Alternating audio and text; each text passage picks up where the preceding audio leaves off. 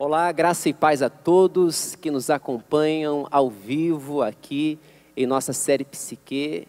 Nós queremos desejar a todos, desde já, uma excelente semana e convidar você, sua família, para juntos agora estarem com a gente numa imersão na palavra. Série Psique hoje vai estar tratando de uma das temáticas mais presentes no contexto humano, que é a depressão.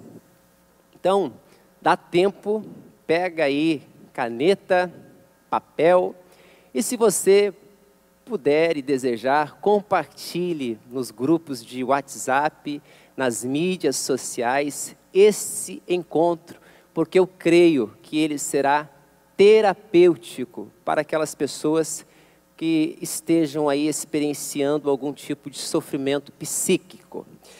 Um cristão pode ter depressão? Essa é a problematização do nosso encontro hoje. E é claro, nós vamos dar início lendo um texto singelo das Escrituras, que está em Eclesiastes, capítulo 9, versículo de número 2. A Escritura Sagrada diz: tudo sucede igualmente a todos. O mesmo sucede ao justo e ao ímpio, ao bom e ao puro, como ao impuro. Assim ao que sacrifica, como ao que não sacrifica. Assim ao bom como ao pecador. Ao que jura, como ao que teme juramento. Eclesiastes 9, 2. Quando eu pensei no encontro de hoje, eu fui propositivo e ao mesmo tempo provocativo ao propor o título já esboçado.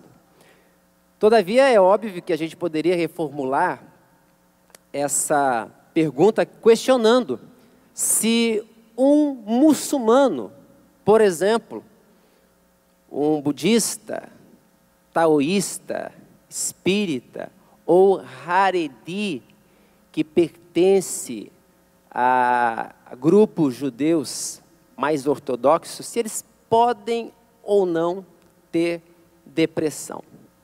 E aí, como diz o texto que nós lemos aqui, o introito, o texto bíblico responde essa questão. Tudo sucede igualmente a todos.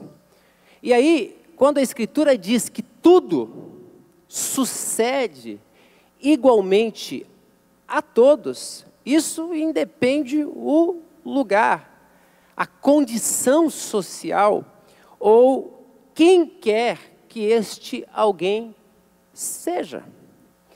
É claro que a gente não pode, em hipótese alguma, generalizar a depressão como um fenômeno onipervasivo, isto é, que a tudo penetra, mas a gente pode, de alguma maneira, levar em consideração o que é que causa a depressão. Então, portanto, não só um cristão pode ter depressão, como qualquer outra pessoa. E não há pecado nisso. E essa é uma das máximas que a gente precisa de alguma forma desconstruir, porque de alguma maneira existem alas que às vezes acabam demonizando a depressão. E isso é uma atitude muito irresponsável, partindo quase sempre de pessoas incautas que não sabem o que estão a falar. E aí, é claro, a gente olha para a Escritura quando fala isso e a gente tem vários exemplos bíblicos de depressão e causas aparentes. Então eu vou trabalhar com aqueles que estão aqui hoje em nossa igreja e você que está em casa, com aspectos teológicos e observando, obviamente, a questão científica, né, quando se trata do assunto depressão. Nós temos lá, por exemplo, no livro de Ruth, no capítulo 1, versículo 20, a seguinte expressão: mas ela lhes pediu, não me chameis mais de Noemi, agradável. É mais próprio que o meu nome seja Mara, amarga. Porquanto Shaddai, o Todo-Poderoso, me tratou com amarguras. Há aqui uma espécie de senso de rejeição. É claro que isso não significa depressão. Pode ser um sintoma, mas nós, de alguma maneira, encontramos implicitamente, é claro, nós não podemos afirmar que se trata de depressão, uma vez que nós não temos a possibilidade de fazer um estudo empírico, até porque os protagonistas bíblicos estão equidistantes de nós em termos cronológicos. Então são inferências. Mas nós temos, por exemplo, uma outra passagem no Salmos 31, 10, e aí, muito vinculado à questão de uma vida sem regras, pecado, onde o salmista vai dizer o seguinte: porque a minha vida está gasta de tristeza, e os meus anos de suspiro, a minha força descai por causa da minha iniquidade, e os meus ossos se consomem. Então, primeiro, senso de rejeição, sintoma. Segundo, uma vida iníqua, sem regras. Terceiro, sofrimento sem explicação. Jó 3:1 diz o seguinte: depois disso Jó abriu a boca e amaldiçoou o dia do seu nascimento, uma espécie de ideação suicida, muito própria de quem é tocado pela depressão. Amaldiçoou o dia do seu nascimento, dizendo: pereça o dia do meu nascimento e a noite em que se disse, nasceu um menino. E obviamente temos também uma outra inferência, a mais emblemática de todas, que é a do profeta Elias. O homem que ora e que cai fogo do céu. Um homem poderoso na presença de Deus. Um homem que inclusive mudava quando ele dizia alguma coisa as condições climáticas. Se ele dissesse que não ia chover, pronto, não vai chover. Esse mesmo homem poderoso em Deus, lá em 1 Reis 19:4, ele entrou pelo deserto, caminho de um dia, foi sentar-se debaixo de um zimbro e pediu para si a morte, dizendo: basta, ó Senhor, toma agora a minha vida, pois eu não sou melhor do que os meus pais. Senso de inadequação existencial. Elias. A Escritura vai dizer que Elias foi um homem semelhante a nós, em nossas fraquezas, em nossa fragilidade. Porém orou, pedindo para que não chovesse, e não choveu. Teve grandes feitos na presença de Deus. E a Escritura em nenhum momento diz que Elias estava possesso de espíritos usurpadores. Em nenhum momento você vai perceber a Escritura tratando disfunções psíquicas, sofrimentos psíquicos com esse ar de demonocentrização, muito menos espiritualizando. E é algo que a gente precisa de alguma maneira estar desassediado, para entender que nós não somos anjos, mas somos seres humanos, que temos limites, somos seres finitos. Então a Escritura trata a nossa humanidade e lembra-nos que somos pó a todo instante. Mas me parece que se desenvolveu uma espécie de ideação a respeito de quem o homem é. Então, ser cristão muitas vezes é ser uma espécie de Oberman, um super-homem, que não pode adoecer, que não pode ficar triste, porque afinal de contas, é um cristão, é um super-homem, é uma super-girl. quando na verdade você percebe a Escritura tratando a nossa fragilidade e a todo instante nos lembrando que somos perecíveis, somos finitos, somos pó. Então a ideia hoje aqui é a gente trabalhar isso e mostrar que às vezes a pessoa pode estar com depressão e não saber que está com depressão. Não procurar ajuda. Não procurar por alguém que possa lhe dar uma assistência nessa área. Às vezes, por medo, porque veja bem, o que é que vão dizer, pastor? Se eu procurar um psicólogo para saber se eu estou ou não com depressão. Então, esses tabus precisam ser desconstruídos, ok? E a gente precisa entender a nossa limitação existencial. Agora, a questão que se impõe é, o que é, afinal de contas, a depressão? Porque a provocação introdutória foi, pode um cristão ter depressão? E a gente já está percebendo que para ter depressão basta ser humano. Basta ser humano. E aí se a gente observa, é claro, a gente parte de um instrumental metodológico e científico fundamentado na razão humana. Mas existem estudos que mostram comportamentos animais muito semelhantes, com características e sintomas de seres humanos. Essa é uma outra problematização. Mas o que é depressão? Bom, devido à desinformação, em muitos casos, confunde-se, por exemplo, tristeza com depressão. A tristeza é um dos muitos sintomas que a depressão possui, mas não é depressão.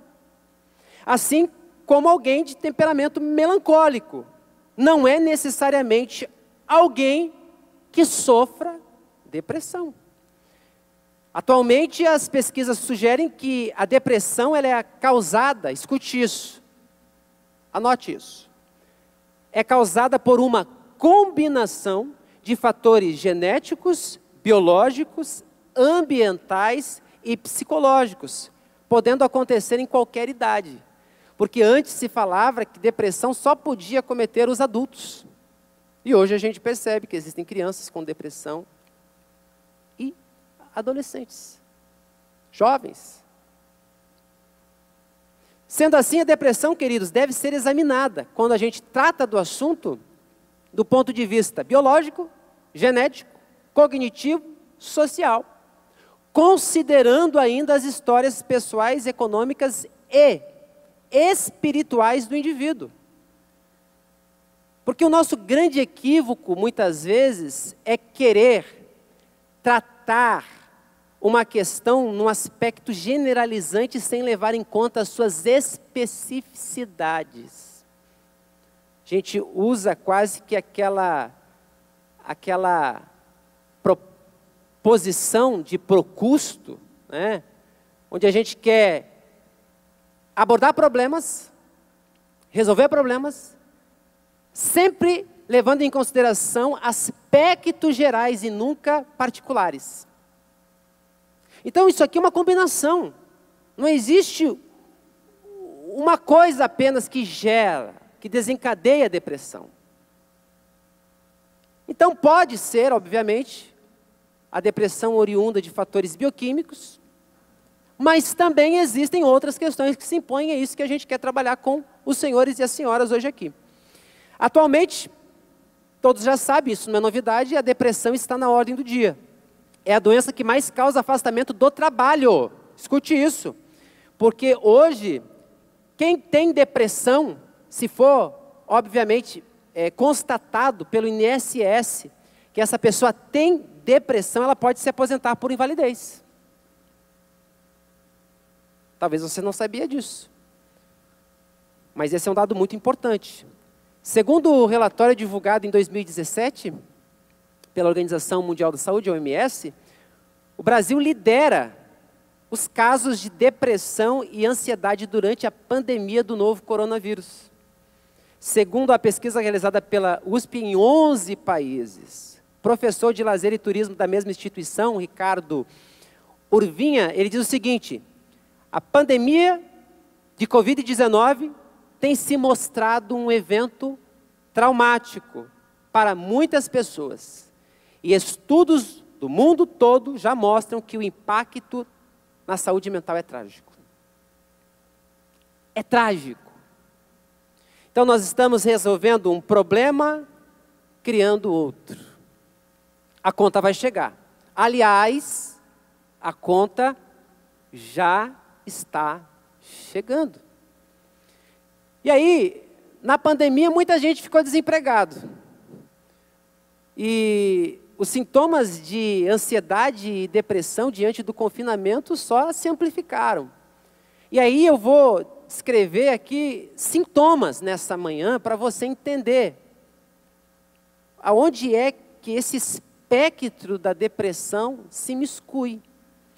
Quais são os sintomas psicológicos, por exemplo, de alguém que possa estar com depressão?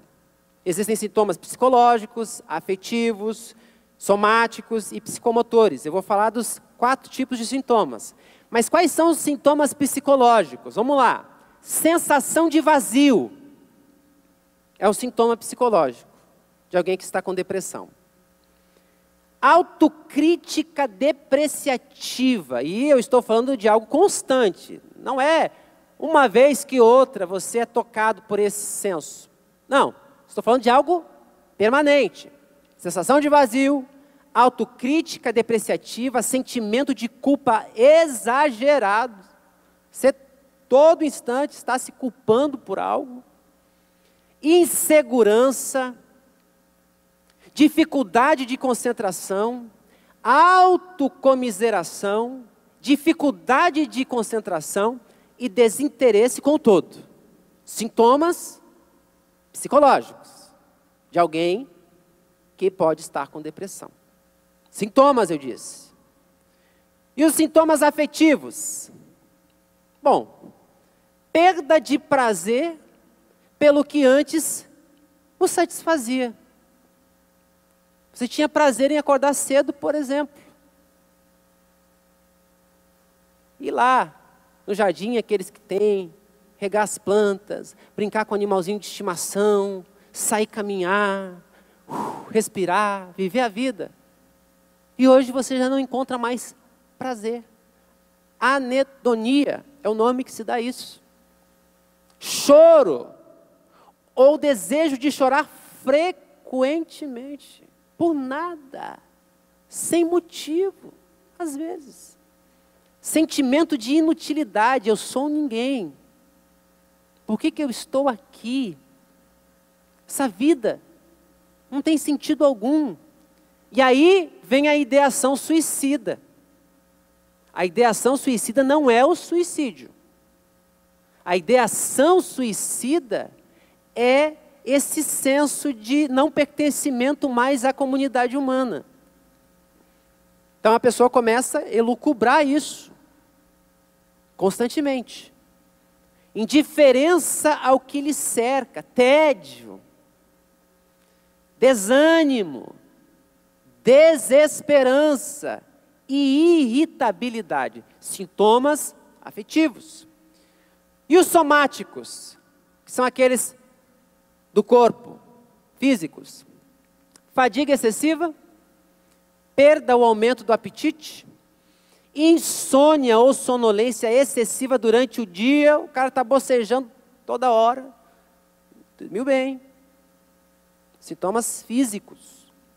Diminuição da libido, dizer, a pessoa que tinha uma vida sexualmente ativa, e aí aqui, claro, estou falando com os casados, ok? Preste atenção. Diminuição da libido e disfunções sexuais que inexistiam.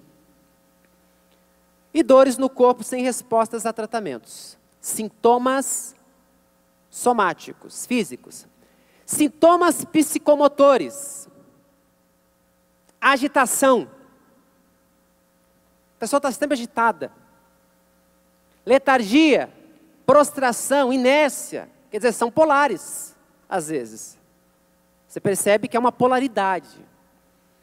Então, Quando a gente faz uma descrição dos sintomas, é muito importante a gente entender que ter alguns dos sintomas aqui descritos, gente, não significa que a pessoa esteja com depressão. Não significa. Mas, de acordo com a Associação Americana de Psiquiatria e a OMS, a persistência da maioria deles diariamente, o dia todo, por mais de 2 semanas, é forte indicador da instauração de um quadro depressivo e sinaliza a necessidade de se buscar ajuda. Estava falando aqui, para a nossa equipe, sobre a importância de uma palavrinha que é proveniente da tribo Zulu, Ubuntu. Eu existo não porque penso, como diria Descartes. Eu existo porque pertenço. Ninguém é uma ilha. Nós não somos seres projetados para a solidão. Os cosmólogos que não são pagos para ter bom senso já descobriram isso. Até os bebês galáxias, quando irrompem no espaço, eles tratam logo de procurar a sua família, porque o universo não é solidão, é fraternidade cósmica. Os bois vivem em manadas, os porcos em vara, os cães em matilha, os lobos em alcateia, só tu homem, só tu mulher que te isolas. E o isolamento, ele é prejudicial para a saúde psíquica. Veja bem, procurar ajuda. Lamentavelmente, a depressão é uma das doenças com maior incidência no mundo atual, gente. Segundo os dados da OMS, 3 em cada 10 pessoas, o que não é pouco. 3 em cada 10 pessoas do mundo apresentam depressão. Atualmente existe uma preocupação crescente com a ocorrência de depressão em religiosos, inclusive, líderes e até mesmo pastores. Eu recomendo a leitura de um artigo, você pode depois digitar aí no Google, PDF, escrito por Pércio Ribeiro Gomes de Deus, mestre em ciências da religião, médico, psiquiatra e professor da Universidade Presbiteriana Mackenzie, cujo título é Um Estudo da Depressão entre Pastores Protestantes. O que eu falei aqui, se desenvolve esse idealismo, quase que romântico, de que pastor, de que um líder, ele não pode ficar doente. Porque imagina, as pessoas vão dizer que eu estou em pecado, que eu fiquei doente. E a pessoa, de alguma maneira, não procura ajuda. Pode um doente curar um outro doente? Pode um cego guiar outro cego? Disse Jesus. Jesus nos provoca.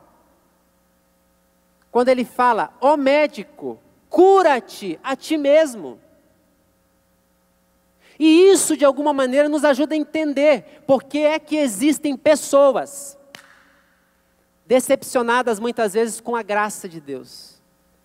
Porque, infelizmente, tiveram a péssima experiência de serem lideradas por alguém que estava doente.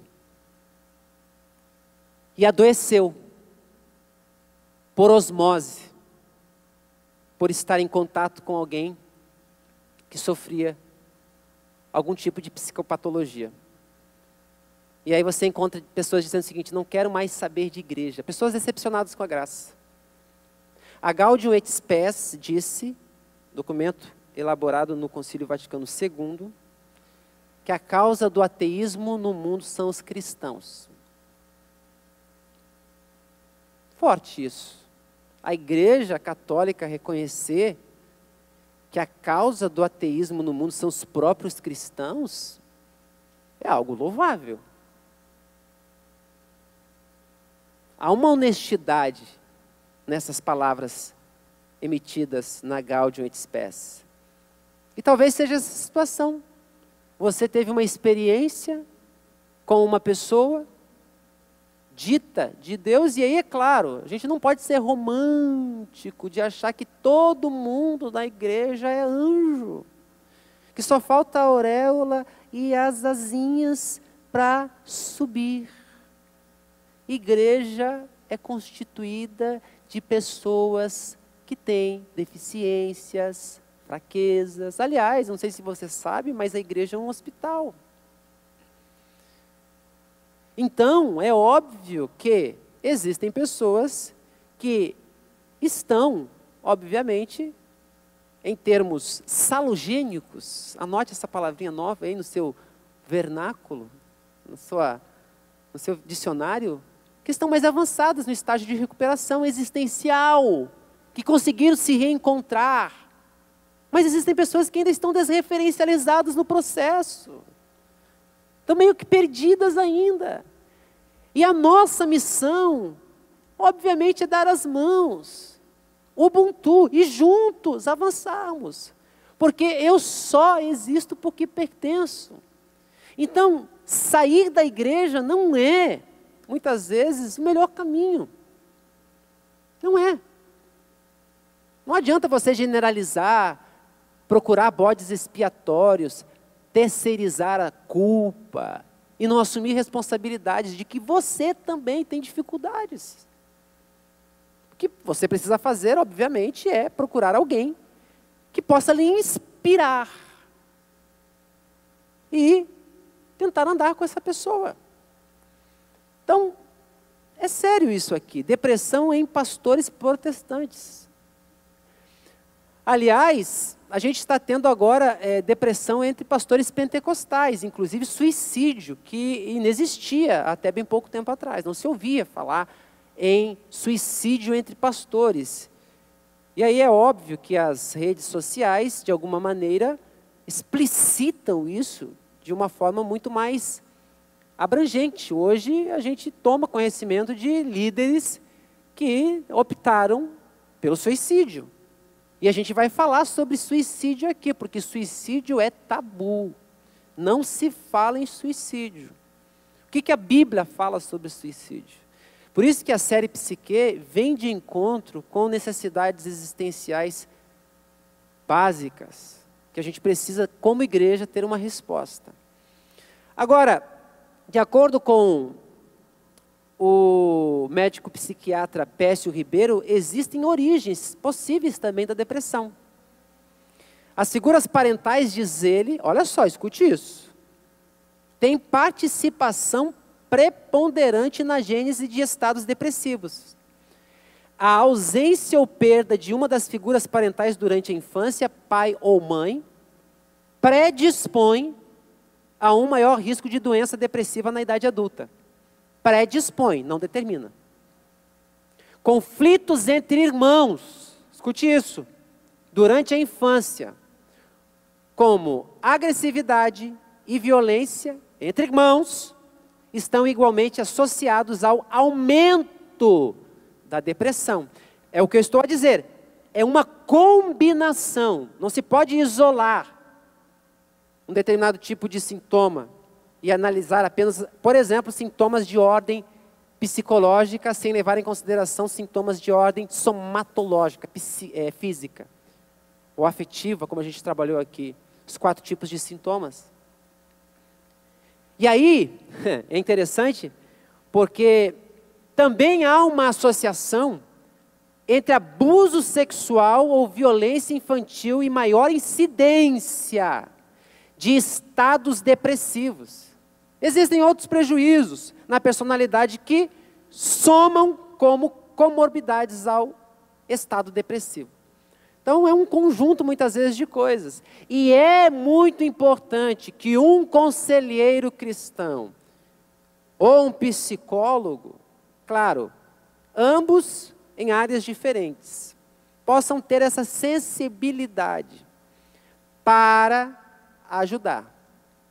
E aí a gente vai falar de abordagens, porque a gente já falou aqui sobre a abordagem psicanalítica, lacaniana, TCC, terapia cognitivo-comportamental. São abordagens que nos permitem tratar um determinado fenômeno a partir de métodos diferentes, mas focando muitas vezes no mesmo problema. E aí é óbvio que eu vou encerrar a reflexão falando sobre os tratamentos. Eu preparei 2 abordagens aqui para trabalhar com os senhores, mas os nossos professores, obviamente, vão estar trazendo outras abordagens no decorrer dos nossos encontros. Então, gente, essas aqui são as origens possíveis da depressão. Depressão associada à ambiência familiar. Muita coisa que a gente reproduz hoje tem gênese na nossa infância. É por isso que uma experiência de conversão e a espiritualidade nesse aspecto pode ressignificar o nosso modus vivendi e, em primeiro lugar, o nosso modus pensandi. Isto é, a forma como eu penso vai determinar a forma como eu me comporto no mundo. Terapia cognitivo-comportamental. William James, que é um psicólogo norte-americano, que vai trabalhar com pragmatismo, ele vai destacar, num estudo de caso, onde a conversão é o tema. O que acontece, afinal de contas, na mente de uma pessoa que se converte? O que ocorre? Por que essa mudança, ela ocorre quase que um milagre? A pessoa até ontem era uma, e a partir de agora é outra. Exemplos emblemáticos de conversão, Saulo, Atos 9. Ontem estava perseguindo cristãos. Hoje está dizendo que Jesus é filho de Deus. Ué, esse camarada deve ter algum surto. Deve ser bipolar no mínimo, alguém pode dizer. O que é conversão, afinal de contas? E aí o William James chegou à conclusão que nós já sabemos, há tempos. Conversão produz em nós aquilo que a gente chama no grego, metanous, que dá origem à palavra metanoia.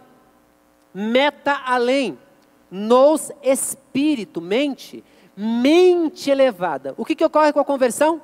Mudança de pensamento. Muda-se o programa. O programa que rodava pré-conversão em você era um. O programa que passa a rodar em você pós-conversão é outro.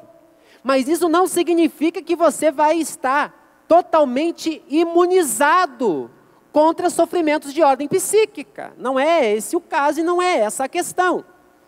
Mas o que nós estamos tratando é que a espiritualidade, de alguma maneira, vai ajudar pessoas com os mais diferentes tipos de problemas.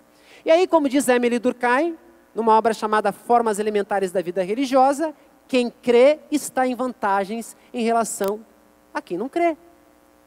A neurociência, irmanada à teologia, formou a neuroteologia, e o neurocientista Andrew Newberg chegou à seguinte conclusão, de que pessoas, isso é pesquisa e já foi comprovado, foram separadas em alas no hospital, a ala da turma que crê, de um lado, e a ala da turma que não crê em nada. Resultado, pessoas que acreditavam em alguma coisa, tinham recuperação maior em relação às que nada acreditavam. As que não criam em nada, permaneciam. Às vezes até pioravam, morria, vinha óbito. As que acreditavam, as chances de recuperação e de melhora eram incomparavelmente maior. Porque, gente, de alguma forma, e aqui eu estou explicando a questão do crer num aspecto bem utilitário. Você está no oceano, quase se afogando. Alguém lança uma boia para você, o que você faz? Se agarra na boia, com toda a força. para se salvar. Eu não vou perguntar, nem quero ser demagógico aqui, mas se eu perguntasse aqui, quantos têm senso de salvação? De alguma coisa. Alguns se sentem salvos da morte, outros das drogas, enfim. Há diferentes tipos de soteriologia que se manifestam na vida humana através da fé. Então, quem crê não perde por crer. Pelo contrário, está em vantagens em relação àquele que em nada crê. Então, o justo vive da fé. É claro que eu poderia aqui, obviamente, também fazer uma distinção, didática entre crença e fé. No aspecto teológico são coisas distintas. Mas o horário não me permite e a ideia não é essa. Mas existem tipos de depressão, voltando para o assunto. Tipos. Episódio depressivo leve é um. Episódio depressivo moderado é outro. Episódio depressivo grave sem sintomas psicóticos e outras com sintomas psicóticos. Episódio depressivo não especificado e episódios depressivos recorrentes. Escute, preste atenção. O que caracteriza um transtorno depressivo como leve, moderado ou recorrente é a intensidade, a quantidade e a duração dos sintomas que levam ao diagnóstico da doença. Então é muito importante que um profissional habilitado faça esse diagnóstico para você. Porque no Brasil, gente, o camarada não pode ficar triste que o cara já acha que está com depressão. Quer ver essa Covid-19? Deu uma coceirinha na garganta do indivíduo, eu estou com Covid. Vou morrer. Deu uma dorzinha de cabeça, é o meu fim. Quem poderá nos defender? Calma! Sem contar a automedicação. A automedicação, que é grave. Que é grave. Quando eu estava a ouvir o psiquiatra Guido Palomba, especialista em psiquiatria forense, ele faz uma leitura não muito otimista da psiquiatria. Ela se tornou farmacológica.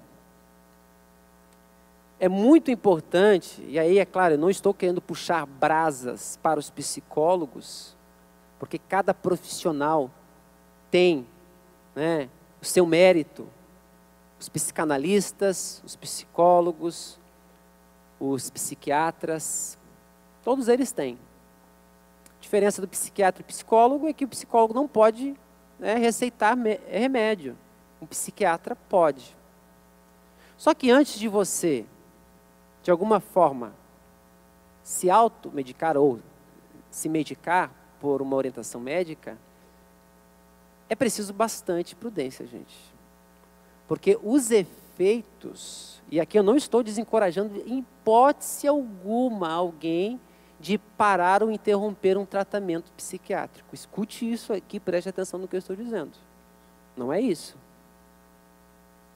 Mas existem estudos que mostram os efeitos, muitas vezes, colaterais nocivos, provocados e produzidos pela droga.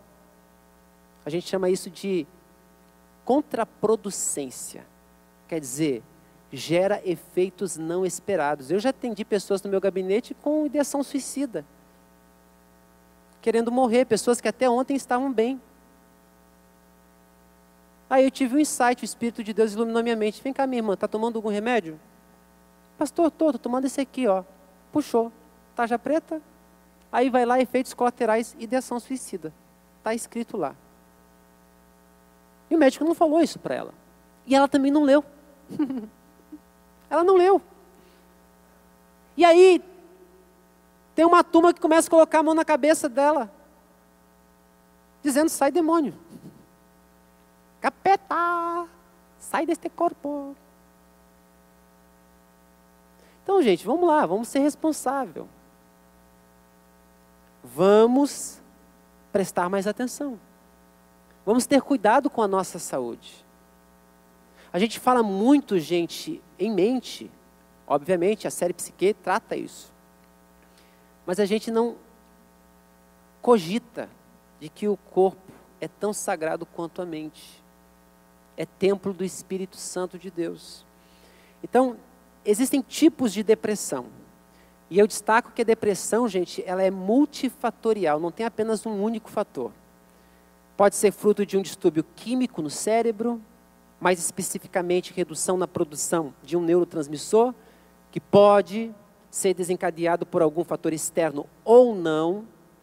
Estações climáticas do ano sendo mais frequentes no inverno e em países de clima frio. Pode ainda ser influenciadas por privação de sono, gente. Você não está dormindo, meu amigo. Pode ser aí um fatorzinho bem interessante. Intensidade de luz e luminosidade. Traumas precoces de vida, orgânicos ou psíquicos. Lesões estruturais do cérebro. Infecções e viroses. Situações de estresse e estilo de vida. Condições profissionais específicas. Agentes químicos e físicos, outras doenças clínicas e psíquicas, depressões secundárias. Uso de medicamentos, antihipertensivos, corticoides, hormônios, anti-oncóticos. Quando não está ligado a fatores químicos, preste atenção nisso, está ligado ao vazio existencial e falta de encontrar sentido. Quando não está dentro de uma dessas caracterizações, também pode estar vinculado a uma espécie de vazio existencial. É muito importante ressaltar que a falta de sentido, grave isso, falta de sentido pode levar o indivíduo à depressão. Mesmo ele não tendo nada patológico ou ter passado por algum trauma. Simplesmente a falta de sentido na vida leva o indivíduo à depressão. E aí a gente poderia abordar aqui, nos próximos encontros, e fica a sugestão para os professores, sobre a logoterapia, né? Abordagem de Viktor Frankl, onde ele vai, de alguma maneira, numa perspectiva bem existencialista, nos apontar direções para o encontro de sentido na vida. Porque talvez o que esteja faltando para muita gente é sentido. Você precisa encontrar um sentido, algo que faça significado, que faça a sua existência valer a pena. E talvez o não senso de pertencimento e de propósito pode ser a causa da sua depressão. Eu disse que pode, não que seja, pode. Bom, Kierkegaard, teólogo e filósofo dinamarquês, ele diz o seguinte: quando a pior coisa que o indivíduo conhece na vida é a morte, ele quer viver. Exemplo, Auschwitz. Extremo. Quer dizer, a morte está ali, tocando os indivíduos, os sujeitos, as pessoas. Porque a diferença entre indivíduo, sujeito e pessoa. Eu já falei os três para você não ficar com dúvida. Que se trata da pessoa humana. Mas quando o espectro da morte ronda alguém, a pessoa quer viver. A pessoa diz assim: pastor, eu quero morrer. Ah, é? Então tá, te atira daqui, desse penhasco aqui, vai rolando até embaixo. Ah não, pastor, não quero. Então veja, quando a pior coisa que o indivíduo conhece na vida é a morte, ele quer viver. E quando a pior coisa que o indivíduo conhece na vida é a vida, aí ele quer morrer. E é aqui que aparece essa questão chamada depressão. Provérbios 18, 14, diz assim, olha o que diz a palavra de Deus. O espírito do homem o sustenta na doença, mas o espírito deprimido, quem o levantará? Provérbios 18, 14. Desânimo, já viu falar dessa palavra? A palavra ânimo, ânimos no latim é alma, no grego psique. Desânimo, sem ânimo. Desanimado ninguém chega a lugar algum. É por isso que uma pessoa desanimada tende à inércia. Pois ela não tem ânimo. O espírito do homem sustenta na doença, mas o espírito deprimido, quem o levantará? E aí aqui eu trouxe dois modelos, gente. O modelo cognitivo da depressão e a depressão segundo o modelo do desamparo aprendido, descoberto por Seligman. Tem alguns minutinhos e já vou encerrar. Bom, o modelo cognitivo da depressão, e é uma abordagem, obviamente, aqueles profissionais que se especializaram em TCC, levam em consideração uma tríade, gente. Esquemas e modos depressogênicos, pensamentos automáticos e processamento falho das informações. Esse é o modelo cognitivo da depressão. Cada um desses esquemas comportam uma série de descrições específicas apontando o modo como a TCC, terapia cognitivo-comportamental, compreende a partir do seu modelo a depressão. Portanto, trata-se de uma abordagem terapêutica para a questão chamada depressão. É uma abordagem, como eu falei, existem outras. A depressão, segundo o modelo do desamparo aprendido, foi introduzido como um modelo animal de depressão descoberto por Seligman em 1975. E que investigava as interações entre contingências, respondentes e operantes. Veja bem, o desamparo aprendido caracteriza-se por um quadro resultante da exposição a situações de eventos incontroláveis que dificultam a aquisição de aprendizagens operantes subsequentes. Parece até língua estranha, né, gente, quando a gente está falando disso aqui. Vamos lá. Os eventos incontroláveis são estímulos aversivos apresentados independente do comportamento do indivíduo. E isso impede que ele aprenda uma resposta de fuga, e aí, é claro, temos a esquiva. E é por isso que recebe o nome de desamparo aprendido.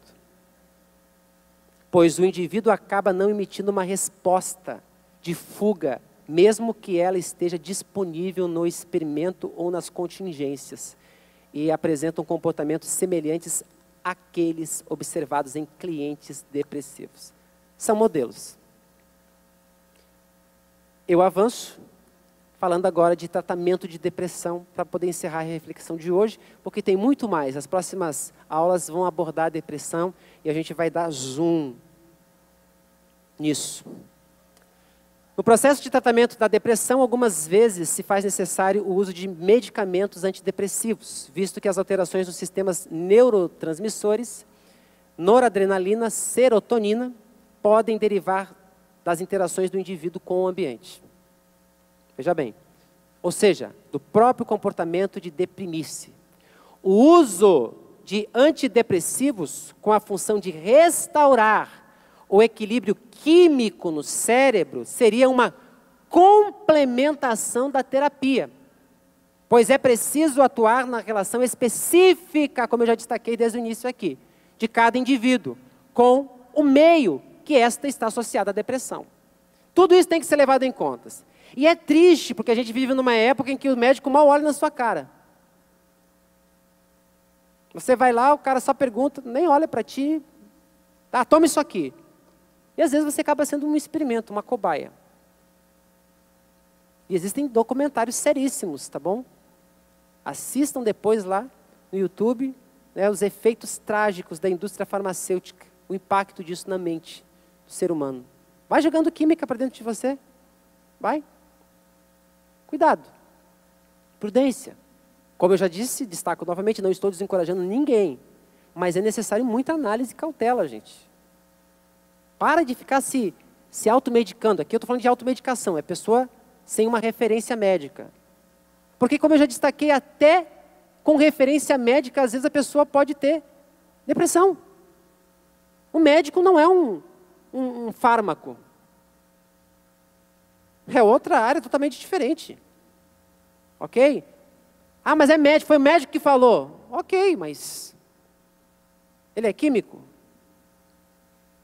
Então veja que isso tem que estar associado. Essa pergunta tem que ser feita. Atividades físicas podem ajudar. Eu não vou me deter mais aqui. Mas tem muita gente com depressão por falta de atividade física. E a atividade física ajuda no combate à depressão. Quem é que vai na academia? Diga amém. Quem quer começar, diga aleluia. Ninguém quer começar. Meu Deus do céu, tá certo. Ó, alguém aqui se manifestou. Você que está em casa assistindo, show sedentarismo para você. Vai caminhar, vai fazer alguma coisa na vida. Exercícios físicos vão liberar alguns hormônios. Hormônios do prazer. Então, às vezes é falta de exercício, você fica sentado o dia todo, meu amigo. É óbvio que você vai ficar com cara de gente triste. Cara de delegado de quinta categoria, parecendo que chupou meia dúzia de limão e ainda tomou vinagre. Está sempre triste, falta de exercício físico. Vai fazer alguma coisa, irmão. Caminhar é bom. Quando o Dr. Cooper esteve no Brasil, ele falou a importância da caminhada. A caminhada, meia hora de caminhada vai resolver um problema para você. Meia hora, permita-se. Tá bom? E aí a espiritualidade, gente. Como eu já falei, aqui eu vou encerrar com um depoimento que eu li e me tocou muito o depoimento dessa moça. Eu estava lutando ferrenhamente contra um transtorno de ansiedade generalizada, TAG. Fui parar algumas vezes em pronto-socorros por causa dos sintomas psicossomáticos. Estava refém da doença. Já tomava remédios controlados e não tinha respostas. Até que um dia, de maneira sobrenatural, eu fui curada através das Escrituras Sagradas. Eu estava em uma crise de choro, já deitada para dormir, aí meu celular acendeu sozinho. Eu corri para ver o que era para apagar a tela. A luz incomoda, minha irmã. Então, havia sido o aplicativo da Bíblia notificando, fora do horário programado, o versículo do dia.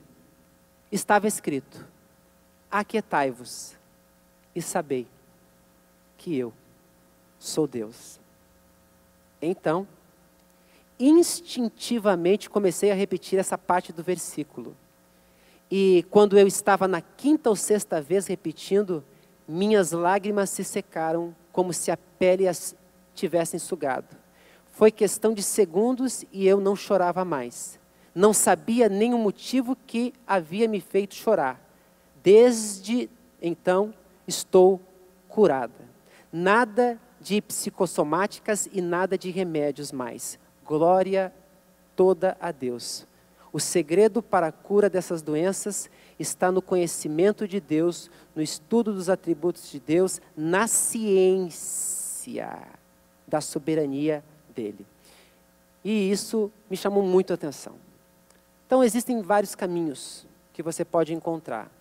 Nós não estamos dizendo que só a espiritualidade vai resolver o seu problema. É um conjunto, ok? No tratamento da depressão, é essencial considerar que cada pessoa deprimida é única. E eu quero que todos fiquem de pé, por gentileza.